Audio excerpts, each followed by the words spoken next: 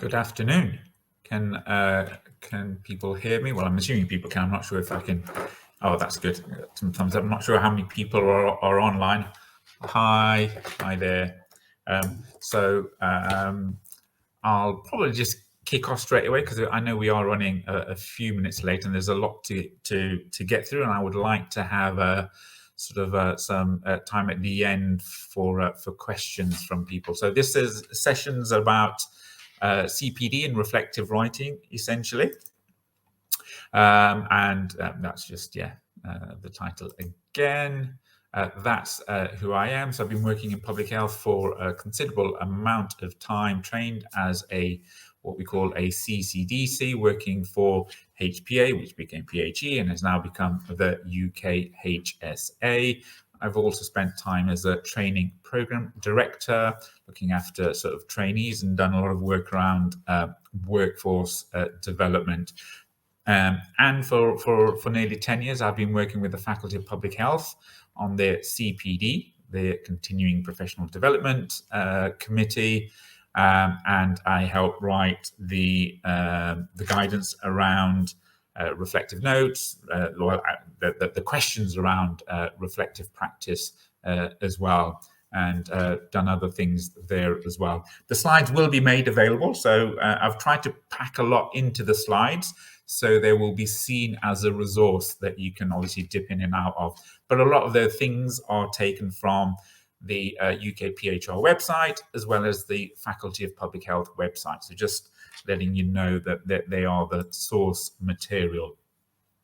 So what we want to, or what I'd like to sort of get through today, is just go through from what's on the UKPHR website in terms of maintaining registration, and then discussing around CPD, CPD as or reflective notes with regards to CPD, talking about the Faculty of Public Health CPD policy, which is reflected in the UKPHR requirements, and then hopefully sort of a session demystifying reflection, reflective practice, reflective thinking, and reflective writing, and then a bit about quality of reflection. So there's a lot to hopefully get in, and hopefully people will be able to take stuff away from that.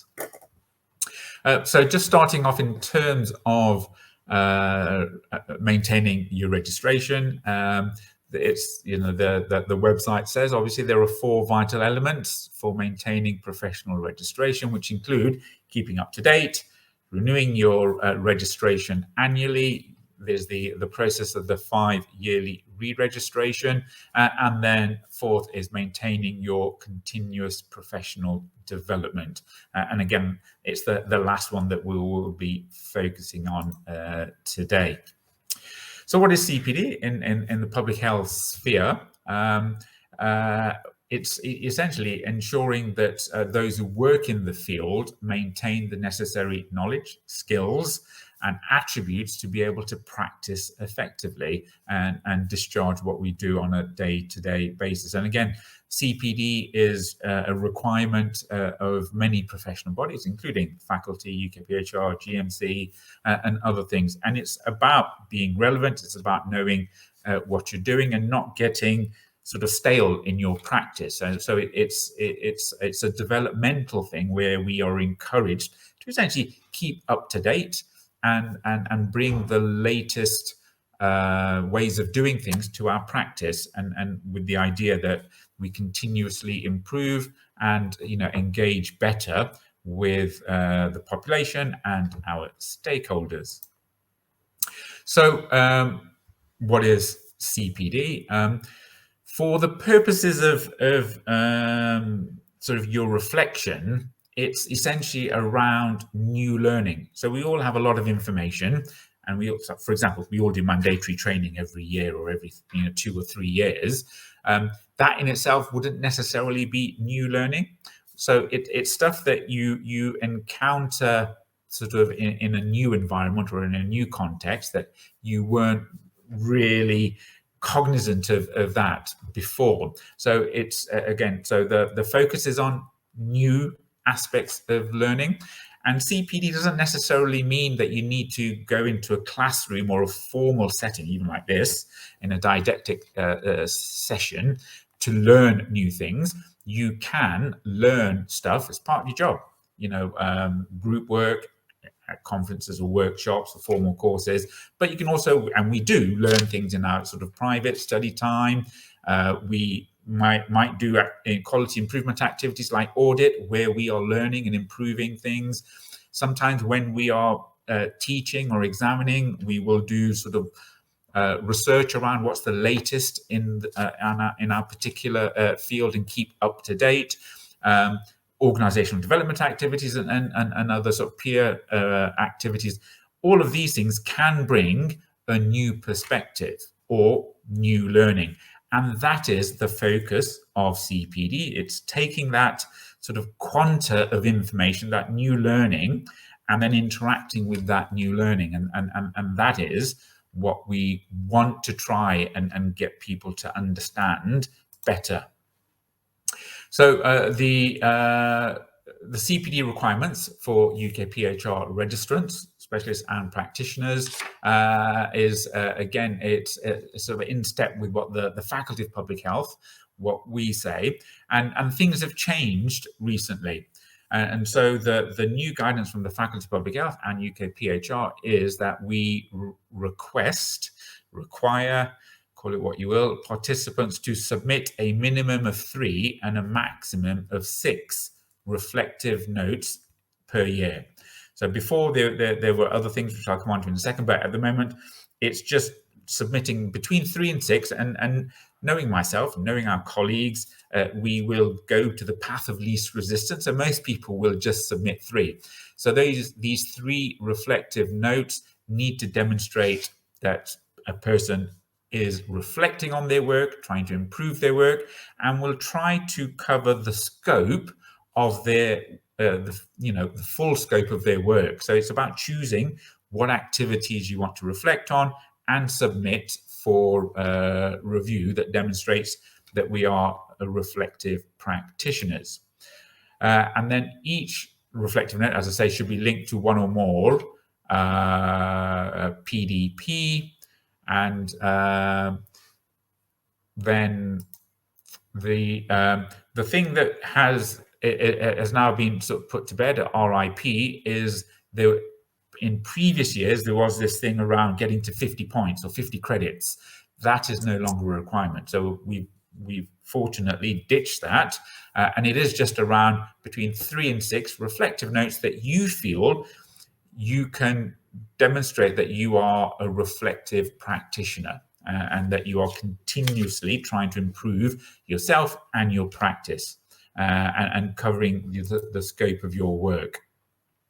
So there's a lot of information here, but from the website, the CPD requirements, again, it's similar to what we're doing in the faculty with our members.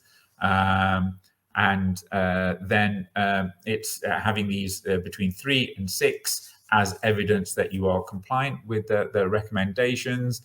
If you have taken some time off work, within your 5-year period, then it's encouraged that you get in touch with the UKPHR just to sort of see what mitigations or extensions that you can have in terms of your 5-year cycle. If there are people who are involved in an alternative CPD scheme, like the Chartered Institute or the General Pharmaceutical Council, then that is often accepted by UKPHR as being equivalent to participating in their own CPD process. So moving on. How does UKPHR check CPD compliance? And again, this is very similar to what we are doing in the Faculty of Public Health. And it's around, we don't audit as we have audited in the past, where we take a random selection of submissions and go through those and see if they are pass or fail, essentially. what the requirement here is that every year you need to declare that you are complying with your CPD requirements. And again, that's taken from the website. And again, I'm sure many of you are aware around the 5 yearly re-registration process, where you will submit your certificates and your reflective notes covering those 5 years. And I'll go through the reflective notes template towards the end, and it's fairly straightforward. So the CPD reflective note, again, as I say, it's between 3 and 6 for each financial year at the time of their revalidation of re-registration. I think that answered one of the questions in the chat. And again, I've just put in the link there, which is on the website in terms of getting some support in terms of reflective notes. But again, I'll go through some of those more pertinent things in a few minutes. So that's where the guidance is taken from. If this is what essentially sort of on the right here, what the reflective note template looks like. You've got your sort of demographic details, you've got the activity, the course or the learning that you did, and then it's answering those 4 questions. And I'll go through those 4 questions, so don't worry about squinting just yet around that. But it's just to show you that's the form. It's nothing too complicated, and it's supposed to be, as we were chatting in the sort of the session earlier, it's supposed to be a facilitative process, a process that individuals own for themselves, for their own self-improvement, and should be seen as a tool to support that journey along your whole career. So CPD reflective notes. So these are the 4 questions. So 1 second. Yep. So these are the 4 questions. Why did I choose that activity for my CPD? And again, it's really important to recognize that whatever activity it is, whether it's on-the-job learning or a formal training or a course, that there is an element of new learning. So I've learned something new. So why did I choose that particular activity for my CPD? And that focuses on how the learning needs identified through this reflection will impact on my practice. And hopefully, although not necessarily, linked to your professional development plan, your PDP.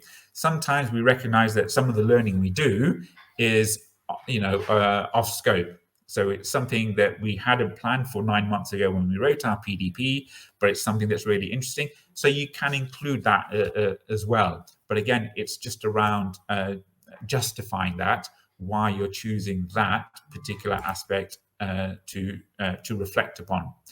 Then it's actually, well, what was that new bit of information that I learned? What did I learn from that activity or that event? And it's again, it's not reinforcing what you already know, although that's part of the narrative. It's actually what new information did I learn that I didn't know before. So again, new information is key to that. And then with that new information that I've learned that I didn't know before, how am I going to use that information in my work? What does that mean for me? So the significance of how that impacts upon my practice. And then you think about, well, how does that impact on my current practice? And then how did it impact on my current practice? And how did I change what I did? And what does that mean for the future? How am I going to do things differently next time?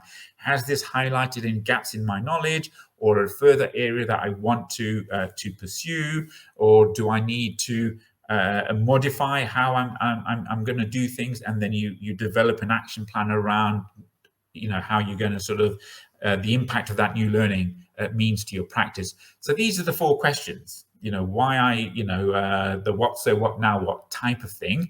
And again, it's fairly intuitive. It's in line with, as I say, a lot of modern educational theory, which we'll come on to in a few moments as well. So yeah, and the next few slides just explain why we ditched the 50 credits, why we've changed things now, and again, that's the way we're heading. I've just put those slides in so you can sort of refer to them later, because the landscape has changed post-COVID, and we need to recognise that, and it's a good opportunity to now focus on quality of reflection, rather than sort of bean counting. So the new policy, which the faculty and UKPHR have signed up to, emphasises reflective learning and personal development. And then, we have a responsibility to support our members and people within the discipline to encourage them to be reflective practitioners. And generally, we're, as disciplines, we're quite proud of that ability that we've nurtured amongst our own community to be reflective, evidence-based in how we approach things. And then we also want to support members in writing good quality reflective notes that are meaningful for themselves. And again, we'll come on to that in a second. And then it's not about pass or fail, it's just about being more enabling of our members to be better practitioners. And again, that's what we want to do. That's the direction of travel. And I think that's right where we are in terms of our evolution as a discipline. And lots of other, certainly in the medical colleges, are also moving in that direction, and appreciate that is the focus of how we should be moving. So just in terms of from the Faculty of Public Health, the requirements, we have to submit, for the end of the financial year by the end of April. We don't have the 50 credits anymore. It's just the 3 to 6 reflective notes linked to PDP objectives. We still have an annual CPD audit process, and that's part of what Kevin was talking about earlier, and Jessica earlier, just in terms of the standard setting, and it's about maintaining confidence within the membership as well as within sort of the wider health economy, that we have a robust process for maintaining standards within our members, and this is an essential part of that. And again, like I say, it's about quality reflective practice. So there's just a timetable. I don't need to go into that, but it's just there for reference. Moving now, hopefully, on to sort of the sort of second half, talking about why do we reflect, reflective practice, its utility, its worth, and hopefully its benefit. And there's sort of two scenarios here for cricket lovers, but it's just taking that away. How do we improve what we do? So you've got bowler A who practices 20 overs per hour. Somebody else retrieves the balls, keeps a note of each ball and the stumps that hit, how the ball was bowled and any errors, or the person who does 10 practice overs an hour, gets his own balls, takes some rest, and then starts again. And again, which of those two people over time will be the better bowler? Will hopefully improve? And again, you can put the things in the chat if you want, or but I would hazard a guess that bowler A would probably be better, because they are better at analysing, and they have a more structured way of analysing their practice, and then trying to improve it, because they're knowing what they're doing well and what they're not doing so well. So it's about taking that into that sort of philosophy into our work, and then how can we learn from our own professional experiences. So a person who reflects throughout his or her practice is not just looking back on past actions and events, but is taking sort of a conscious of a holistic look at emotions, experiences, actions, and sort of how they responded to the situation, and then using that information adding on to what they already know, to try to reach a higher level of understanding, as in to improve. So that's, the theory behind improving practice, and why it underpins a lot of what we want to try and achieve. So reflection is a couple of definitions there. Consciously thinking about and analyzing what we're doing, what we've done, and then thinking about what and how we have learned. So it's contextualizing our learning at an individual level based on our experiences. So what that actually means is you review your day-to-day experiences, your thoughts, your actions, and it can be done informally, but it's better to be done in a structured way. And we talked earlier about how some people do it at late at night, or when they're driving home, or in the bus. Yes, we all reflect, but if we do it in a more structured way, we can use that musing time in a more structured way, and then part of that is actually writing it down and challenging ourselves. So we evaluate, we analyze, we try and learn from it, and then make sure that we do things better. And that's the crux of the matter. So again, these are the four questions that we talked about. What did you feel at the time of the event? What was your experience? What was the outcome? What was the new learning from the event? What did it mean to you? Then, would you have done things differently had you known that new information? And therefore, if it happened again, how are you going to do things differently, if at all, and then why? So again, that's the process of reflective practice. So again, we've talked about why it's important. We do it in all these different settings. We do it in the workplace. We do it in our appraisals as part of the audit process. We reflect when we're having coaching or mentoring sessions. And like I said, it's best when it's structured, as opposed to sort of ad hoc, and then sort of you forget about it. But again, we have sort of debriefs. That's a process of reflection. When we write papers, that's a process of reflection as well. So you can do sort of personal reflection, in your one-to-one discussions, appraisals, or weekly submissions, or after a significant event, something went bad or something went really well, you can reflect on that. And then you can reflect in a team setting, again, with significant events, debriefs, focus groups, a milestones review. All of these things involve reflection and reflective practice. So it's capturing that and using that in a structured way. So the importance of reflection, I think that this is a really key slide in terms of the picture here. And I particularly like this diagram because it's reflection and the reflective thinking process. It starts with you. It's all about you. And sometimes in our sort of education, we aren't encouraged to be me, I. It's all about us or team. But the whole point of reflection is it's your personal experience and understanding. So you can do reflection, and there's a process of reflective thinking, which is separate to reflective writing.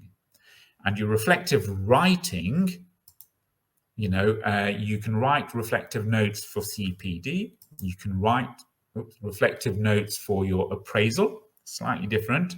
Or you can even write reflective notes as personal reflective notes. But all of these things are sort of predicated on doing something different, right? It's seeing a change. There's action, and so that's why thinking and writing down in a structured way and challenging yourself is really important, because it should lead to a different way of looking at things and or doing things. So reflection starts with you. It's about examining your own baseline position, what you already know, what you may think are your gaps, and then being aware of how this new information interacts with yourself, and how you can use that new information. And again, it's critical about it being new learning, right? So what is reflective writing? So unfortunately, as human beings, we haven't, and apologies for using a cultural reference, which is quite old here, but we, as humans, we haven't evolved to the sort of the Vulcan mind meld where we can download people's thoughts and ideas. So even though you may be really good at reflective thinking, what's important is you need to be able to communicate your reflection to other people. That's the point of reflective writing. So it's a different discipline, it's a different skill, but it's very necessary because by writing it down, you sort of challenge yourself, you crystallize your ideas, and use reflective writing as a tool where you're looking back, you're documenting things, you're writing things carefully, and you may have to sort of redo your reflective notes. But a good reflection can reveal your anxieties, your errors, your weaknesses, your misunderstandings, and how you're going to change things to improve in future. So what reflective writing is not, it's not just conveying information. It's not just an essay or an instruction or an argument. It's not descriptive, although you can use descriptive elements in your reflection, right? It's not saying this is good, this is bad, I liked it, it's not like we used to see in the olden days where people would upload a slide set and say, look, that's my reflection. Well, no, you're uploading a slide set. You're not reflecting on it, right? So that's not what reflection is. Reflective writing for CPD, it's about your response or experiences and opinions, events to new information, what I didn't know before, new information. It's your response, your thoughts, your feelings, your sort of challenging your way of doing things and getting a better, clearer understanding of sort of the knowledge or your practice, right? And it can be used as an opportunity to gain self-knowledge, to improve yourself. The more you do it, the better you will be at it. Right, and again, I'll give a couple of sort of tips towards the end, of certainly a signpost. But through reflection, and again, I'm sure there are some people who do this very well already. That the hope is that we become better at what we do. Right, it will help us reach higher levels of learning, our own learning, and improve our practice. It can help us identify where our gaps in learning are. So where, your conversations around your PDP or your upcoming CPD, right? And help you get sort of your new knowledge and skills so you can improve or move up the career ladder if you want, right? And a better understanding of sort of our beliefs and values, and using those things that, we are important to us as a discipline around critical analysis, problem solving, evaluation, and doing those sorts of things. So and it acts as a good feedback loop for ourselves. Then again, I'm not going to go through that, but these are sort of some of the theory behind reflection. Again, based on work by Kolb, Schoen, Gibbs, and others. Around those different questions that we have. And like I mentioned earlier, the levels of learning, there's process, knowledge, comprehension, but what we're looking for in good reflection is analysis, synthesis, and evaluation, higher levels of learning. So quality of reflection is important because it's about saying it well. It's not just descriptive, it's something that's authentic, personal, and it's about how things change in our practice. And the way I try and explain it to people is we've all wrote yellow sticky notes to ourselves, and you can do that, and that's fine. When you write your yellow sticky note on your pad, you know what it means at the point in time. But if you were to go back to that pad 6 months later, and it's just some random bullet points, more often than not, you don't know what that means, and you're not able to get back to where you were. So it becomes next to useless as a self-improvement tool. Think of reflective notes as writing a journal where you're putting in the more context around it, and then when you come back to that 6 months later and you read it, so yeah, I know exactly what I wanted to do, what that means for me. So don't write the yellow sticky notes. Do more of the journal type of thing where you're talking full sentences, you're going I, me, and it's good quality. And again, we've talked about some of the content and the style. This is taken from a document that I will signpost in terms of tips for better writing. So if you're very new to the process, this gives a formulaic way of approaching some of the initial questions, so you get into the habit of writing better. And this is taken from the faculty website, Tips on Writing Effective Reflective Notes, which is going to be updated hopefully in the next few months. So that was it really. So I've got a couple of minutes left. So questions, if there are any. Where might I find a suitable local CPD advisor? I'm not sure about that one. From the faculty perspective, we have CPD advisors for every region, which you can find on the faculty website. It'll give you who your local faculty of public health CPD advisor is. And again, one of the things that we're trying to do is sort of support our members in terms of producing materials that help them write better reflective notes, and this is part of that process. So we will try to produce other resources that can help people along that journey. So is there a CPD mentor that practitioners can contact? I'm not sure from the UKPHR perspective who they have, so I'll defer that. In regards to reflective notes, do we need to attach evidence alongside it? You shouldn't need to. It's just your thoughts. So, you should incorporate or crystallize the information you want to attach into your prose, essentially, because that makes it more relevant. That's how I would approach it. How best to link with the standards? I'm not quite sure what that means, Sue. Maybe come back to that. The emphasis is placed on new learning. Does this mean we are unable to use mandatory learning as CPD?